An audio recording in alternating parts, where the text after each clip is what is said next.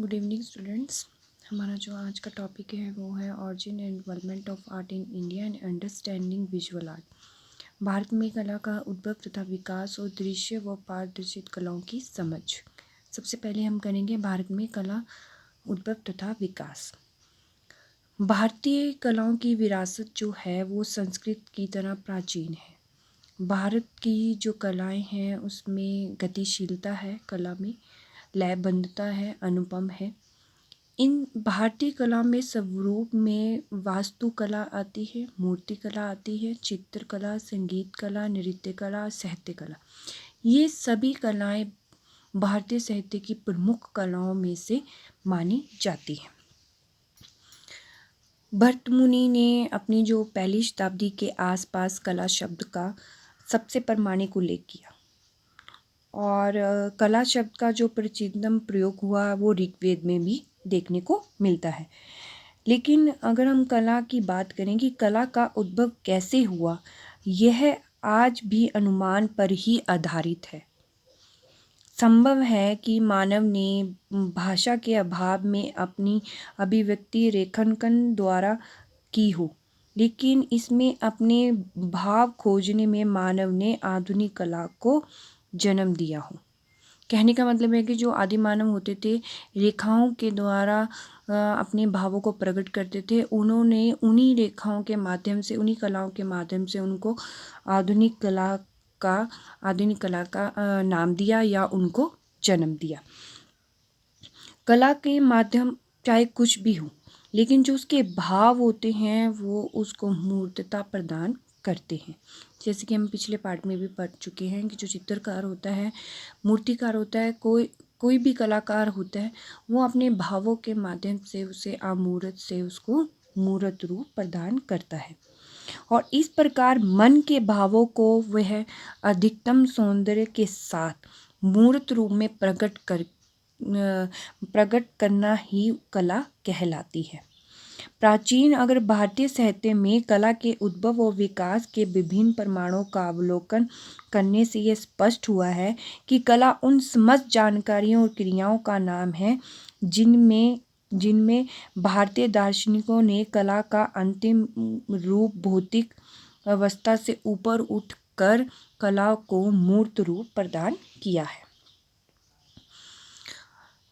वेद हो, पुराण हो, इतिहास हो, काव्य हैं, विज्ञान, चित्र, संगीत, शिल्प, इन सभी में कला का अंग माना गया है। अब नेचुरलिटी में भी चाहे पृथ्वी है, नदियाँ हैं, पहाड़ हैं, झरने हैं, झीलें हैं, वृक्ष हैं, लताएं, इन सब में भी कला बभूत है। ठीक है, इन्हीं कलाओं के माध्यम से कलाकार अपने मन के भावों से इनको संवार कर संजो कर हमारे सामने उसको मूर्त रूप प्रदान करता है। नेक्स्ट पॉइंट है प्राचीन समाज में कला। अगर प्राचीन समाज की बात करें तो जो भारत की कला है वो प्राचीन काल से चली आ रही है।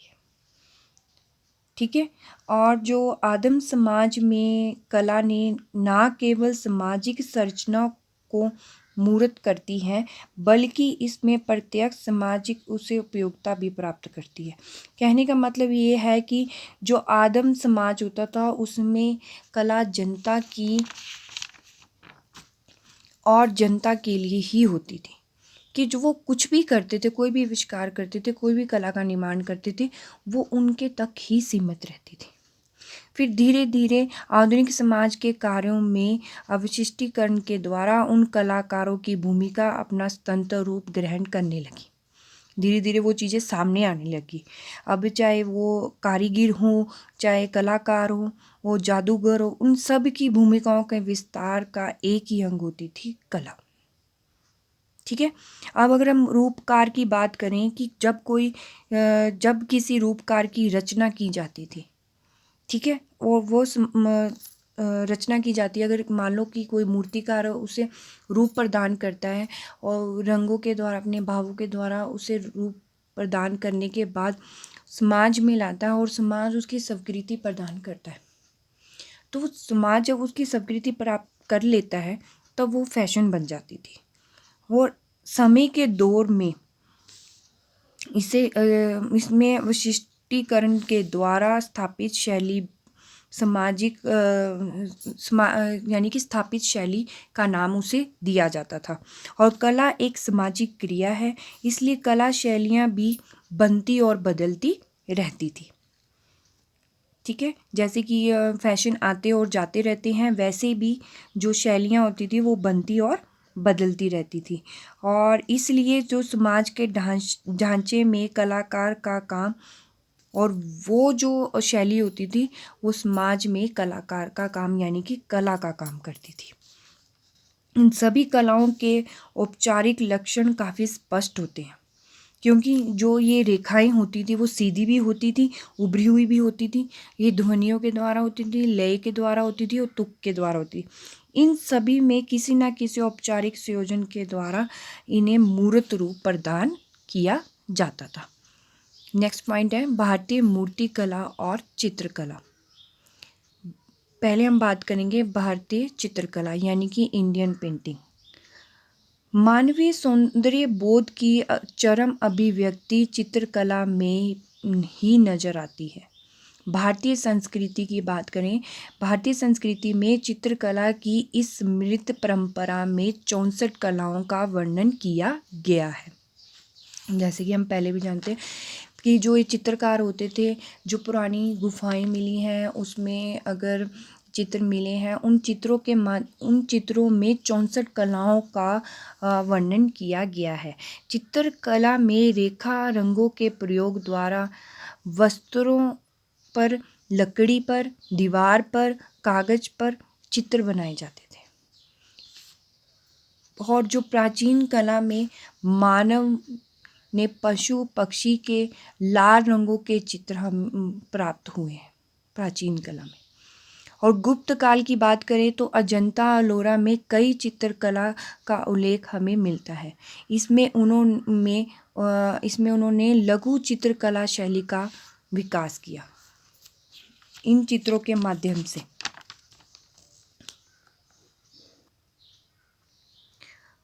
प्राचीन भारतीय चित्रकला की बात करें तो प्राचीन भारतीय चित्रकला मानव जीवन की अभिव्यक्ति से ही बनी हुई थी। आदि से अंत तक सारा जीवन चित्रकला से ओतप्रोत था। कहने का मतलब यह है कि प्राचीन काल में जितनी भी हमें रिसर्च करने के बाद पता चला, ये सभी मूर्तिकला या चित्रकला के माध्यम से ही हमें उनकी हिस्ट्री का पता चला है। भारतीय जीवन के हर पहलू को स्पर्श करके चित्रकला ने उसको संवारने का प्रयत्न किया है। ज्योतिष शास्त्र की अगर बात करें तो ज्योतिष शास्त्र में भी चित्रकला का पूर्ण रूप से उसको प्रभावित किया है। उसमें चक्र आदि के अतिरिक्त एक पंछी शकुन विचार में पंछी की आकृति बनाकर उसमें भविष्य बतलाया जाता था। भविष्य बतलाने वाला यह ग्रंथ चित्र रूप में पाया गया है, यानी कि पहले उस पंछी का चित्र बनाया जाता था और उस चित्र के माध्यम से व्यक्ति का भविष्य बताया जाता था। और उसमें ताड़ पात्र में लोहे की लिखनी से लगभग 100 चित्र उन्होंने अंकित किए थे। अगर हम अजंता और लोरा की गुफाओं की बात करें तो उसमें जो पशु पंछी के चित्र मिले हैं, मनुष्यों के चित्र मिले हैं, इन सब चित्रों के द्वारा उनका संजीव रूप चित्रकारों ने उनका रूप प्रदान, यानी कि जो माते पाषाण काल के मनुष्यों ने गुफाओं की दीवारों पर जो चित्र बनाए हैं वह पूर्ण पाषाण काल के चित्रों की अपेक्षा अधिक संजीव माने गए हैं। उन्होंने उनके जीवन का प्रारंभिक अध्याय देखा और उन्हें समझा, फिर उन चित्रों का निर्माण करके उन्हें मूर्त रूप प्रदान किया है। हमारा जो नेक्स्ट पॉइंट है वो है भारतीय मूर्तिकला। भारतीय मूर्तिकला में जो मूर्तिकार होते थे वो पत्थर, धातु और लकड़ी पर मूर्तिकला करते थे। ठीक है, जिस पर मुद्रा तथा भाव और मूर्तियों को संजीव रूप प्रदान करते थे। इनमें जो अधिकतम जो मूर्तियाँ मिली हैं वो विष्णु भगवान, शिव भगवान, गणेश, सूर्य, जैन और बौद्ध धर्म की मिली हैं। भारत में जो मूर्ति कला का इतिहास है वो प्राचीन काल से ही मिलता आ रहा है। इनमें इनकी जो सभ्यता है अवशेषों से, सिंधु घाटी के अवशेषों से इनकी सभ्यता के बारे में हमें पता चला है। लेकिन अगर सिंधु सभ्यता में जो शैशवकालीन सभ्यता की बात करें तो उसमें कला में उस काल में प्रत्येक कलाकृतियों को जीवन की संजीवता का प्रतिबिंब देखने को मिला है। और मूर्ति कला में उस काल में जो लोरिया नंदनगढ़ की एक मृतक स्मृति में नंगन नारी के स्वर्ण प्रतिमा मिली और वह कला के विकास की कहानी को व्यक्त करती थी। कहने का मतलब है कि जितनी भी मूर्तियाँ मिली हैं उन्हें सिंधु घाटी सभ्यता या किसी भी रिसर्च के दौरान उसमें उन्होंने उनके विकास की कहानी को वो व्यक्त करती हैं। और जैसे कि आप सब जानते हैं जो भारत है एक धर्म प्रधान देश है और यहाँ के जो निवासी हैं वो प्राचीन काल से ही देवी देवताओं की मूर्तियों को पूजते आए हैं और यही कारण है कि जो प्राचीन काल से लेकर अब तक सदैव मूर्ति काल अस्तित्व में रही है। अब जैसे कि उस टाइम की जो मूर्तियाँ होती थी, जैसे अब शिवजी भगवान, जैसे अब वही बात हुई ना कि भगवान को किसी ने नहीं देखा है, लेकिन जो प्राचीन काल से जो मूर्तियाँ हमारे सामने आई हैं उन्हें उसी को ही रूप मानते हुए उनकी पूजा की है। अब जैसे वो शिवजी भगवान जी की हो कि उन्होंने गले में सांप, चंद्रमा, ऐसे जो ये मूर्तियाँ उनकी जो आकृतियाँ दी गई हैं प्राचीन काल से वही हमारे सामने आई है और हमने भी उन्हीं मूर्तियों को भाव मानते हुए उनकी पूजा की है। नेक्स्ट है भारतीय वास्तुकला। अगर भारतीय वास्तुकला की बात करें तो इसमें इंडियन सिटीजन और रिलीजन वास्तुकलाएं आती हैं। वास्तुकला और मानव सभ्यता के विकास का एक अटूट संबंध माना गया है। वास्तुकला का जो उद्भव और विकास है वो मानव सभ्यता के विकास की कहानी को स्पष्ट करता है कि मानव सभ्यता का विकास कैसे हुआ, ये वास्तुकला के द्वारा ही हमें प्राप्त हुआ है। वास्तुकला की जो सभ्यता का विकास है, अलंकरण है, वो भवन निर्माण और शिल्प विज्ञान के नाम को उन्होंने वास्तुकला का नाम दिया है। वर्तमान युग में भावे जो भवन होते थे उनका निर्माण किया जाता था। फिर उन भवनों के निर्माण में वास्तुकला शैली में परिवर्तन कर दिया जाता था। जैसे कि आप सब देखते हैं चाहे मंदिर हो, गुरुद्वारे हों, उनमें वो छोटी छोटी शैलियाँ लिखी जाती हैं, उनका जो इतिहास लिखा जाता है, उन भवनों में वास्तुकला का निर्माण दिया जाता था। इतना ही नहीं, भवनों के निर्माण हेतु जो योजना और निर्माण का जो मैप तैयार किया जाता था, कहने का मतलब यह है कि उसे भी उन्होंने शिल्प की एक कला को वास्तुकला का नाम दिया है। ठीक है बेटा। उन्होंने इसी वास्तुकला को दो रूप में देखने को मिलते हैं। इसके जो 2 टाइप्स माने गए हैं वो है पहले नागरिक वास्तुकला यानी कि सिटीजन और धार्मिक यानी कि रिलीजन। पहले करेंगे हम नागरिक वास्तुकला।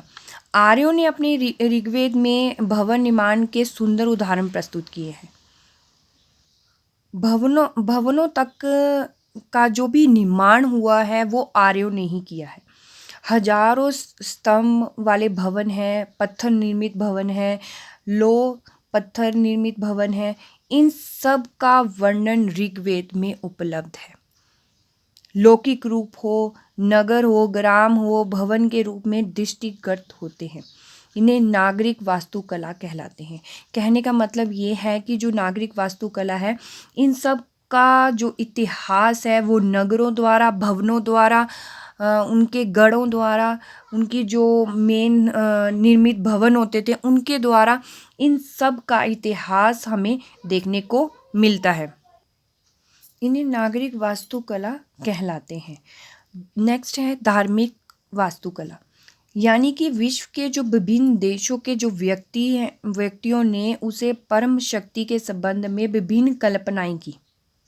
ठीक है, फिर उन्होंने उन्हीं कल्पनाओं को अपनी अपनी कल्पनाओं के अनुसार देवों की कल्पना की। अब वही बात हुई ना, जैसे कि मैंने पहले बताया कि वो जो प्राचीन काल से भगवान की मूर्तियों की आकृतियाँ बनाई गई हैं वही हमारे सामने आई हैं। उन्होंने उन कल्पनाएं की हैं कि शिव जी भगवान जी ऐसे होंगे, गणेश जी का रूप ऐसा होगा, क्योंकि जो उन्होंने इतिहास देखा, कल्पनाएं की, कल्पना के आधार पर उसको मूर्त रूप प्रदान किया। ठीक है, उसकी उपासना के लिए जो विधान रचे गए, स्तूप मंदिर आदि की कल्पना की गई, उसे धार्मिक वास्तुकला का उदय हुआ। जो मानव की मस्तिष्क के विकास के साथ ही उसका जो देखने को मिला वो प्राकृतिक शक्तियों से हुआ है। कहने का मतलब है कि जो मानव ने कल्पनाएं की हैं, देवी देवताओं के देवों की कल्पनाएं की हैं मानव ने, उन्हें जो उन्होंने मूर्त रूप दिया, उन्हें धार्मिक वास्तुकला का नाम दिया गया है। इसी जिज्ञासा के कारण जो देवता थे, ईश्वर थे, इन सब की भावनाओं का उदय का कारण बना और शक्तिशाली पदार्थ की प्रसन्नता के लिए मानव जो होता था उपासना अर्थात पूजा की ओर उन्मुख हुआ। अब जैसे कि मतलब ये हुआ ना कि जब मूर्तियां हमारे सामने आई, देवी देवताओं की बात की गई, तो मानव के अंदर उसमें उसकी उपासना आई, उनकी पूजा की, फिर उनको उन्मुख किया। इसी भावना के कारण धर्म अधर्म हुआ, पाप पुण्य बढ़े और आदि के उदय का योग हुआ। यानी कि धार्मिक वास्तुकला में जब ये मूर्तियां स्थापित लोगों के सामने आई, तो धीरे धीरे धर्म अधर्म, जैसे कि अब मुस्लिम, सिख, हिंदू, इन सब का धर्म अधर्म बढ़ने लगा, पाप पुण्य बढ़ने लगा। इन सब का जो योग हुआ वो धार्मिक वास्तुकला के द्वारा हुआ है। नेक्स्ट जो है हमारा पॉइंट है भारतीय हस्तशिल्प कला, यानी कि इंडियन हैंडीक्राफ्ट। प्राचीन काल में जो हस्तशिल्प भारतीय संस्कृति का ही एक अंग रहा है। अब हस्तशिल्प की बात की, जो हाथों से बनाई जाती थी, हैंडीक्राफ्ट जो हाथों से प्रयोग किया जाता था। अब देखा होगा आपने, पुराने जो गांव होते थे उसमें जो लोग होते थे मिट्टी के बर्तनों का प्रयोग करते थे, मिट्टी के बर्तनों में पानी पीते, उसी में ही खाना बनाते थे, वो हस्तशिल्प होती थी। परम में जो हस्तशिल्प केवल गांव तक ही सीमित होती थी, वो उसका जो प्रयोग करते थे वो गांव के लोग ही करते थे, और वो काफ़ी आकर्षण का कारण होती थी। आपने देखा होगा कि जो पुराने राजे महाराजाओं के ये जो महल होते हैं उनमें अभी भी वो मिट्टी के जो बर्तन हैं वो संजोड़ कर रखे गए हैं। सिंधु घाटी की सभ्यता के कुछ अवशेषों से यह पता चलता है कि उस समय हस्तशिल्प व्यवहार में थी। यानी कि उस समय सिंधु घाटी की जो अवशेष मिले हैं उनसे पता चला है कि उस समय लोग हस्तशिल्प का ज़्यादा से ज़्यादा प्रयोग करते थे। प्रारंभिक इतिहासकारों ने भी हस्तशिल्प का में भी महत्वपूर्ण योगदान दिया है। फिर ऐतिहासिक काल में तो हस्तशिल्प कला का महत्वपूर्ण योगदान मिला, लेकिन जब हस्तिनापुर में भी महाभारत कालीन में हस्तशिल्प के अवशेष मिले, फिर भारत में जब ब्रिटिश साम्राज्य का उदय हुआ तब भारतीय हस्तशिल्प को काफ़ी नुकसान पहुंचा। अंग्रेज़ों ने उस उद्योग को काफ़ी पिछाड़ दिया, यानी कि वो उससे प्रोत्साहन नहीं दे पाए, और स्वतंत्रता के पश्चात भी भारत सरकार ने हस्तकला को उतना प्रोत्साहन नहीं दिया जितना कि कला का विकास नहीं हो पाया है। कि उन्होंने, यानी कि कहने का मतलब है कि ये जो कला थी हस्तकला, वो ऐतिहासिक काल तक ही सीमित रह पाई। उसके बाद महाभारत का युग आया, उसमें भी हस्तशिल्प के अवशेष मिले। फिर जब अंग्रेज़ों का वक्त आया उस टाइम हस्तशिल्प को काफ़ी नुकसान पहुंचाया गया, उसे इतना प्रोत्साहन नहीं मिला। फिर जब देश आज़ाद हुआ, स्वतंत्र भारत की सरकार आई, तब भी हस्तशिल्प कला को उतना प्रोत्साहन नहीं दिया गया। फिर कृषि मंत्रालय ने ग्रामीण विकास विभाग, लोक कार्यक्रम और ग्रामीण प्रौद्योगिकी विकास परिषद के सहयोग से कई प्रमुख नगरों में ग्राम श्री मिलों का सफल आयोजन किया। फिर उसमें ये हस्तशिल्प अपने माल का प्रदर्शन करते थे और अपने माल के द्वारा इसका विकास होना शुरू हो गया। और ये वो गाँव गाँव तक सीमित ना होकर ये शहरों में भी इन्होंने अपना रूप लेना शुरू कर लिया। तो ये था हमारा आज का टॉपिक, भारत में कला का उद्भव तथा विकास। थैंक यू बेटा।